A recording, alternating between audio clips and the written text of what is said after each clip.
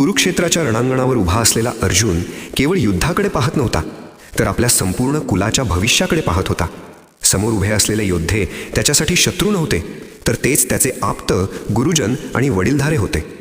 अर्जुन श्रीकृष्णाला म्हणाला, हे केशवा, जेव्हा कुलातील मोठे बुढे, आचार्य आणि मार्गदर्शक मारले जातात, तेव्हा त्यांच्यासोबतच कुलाचे नियम, परंपरा आणि संस्कारही नष्ट होतात. हाच तर कुलधर्म आहे. तो पुढे म्हणाला, कुलधर्म नष्ट झाला की अधर्माला मोकळे रान मिळते. योग्य अयोग्य यातील फरक नाहीसा होतो.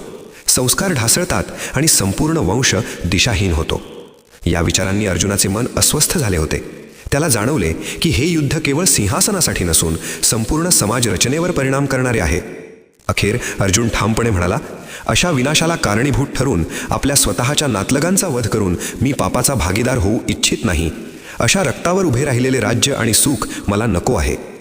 ही अर्जुनाची कमजोरी नव्हती, तर ती त्याची करुणा, विवेक आणि धर्मबुद्धी होती.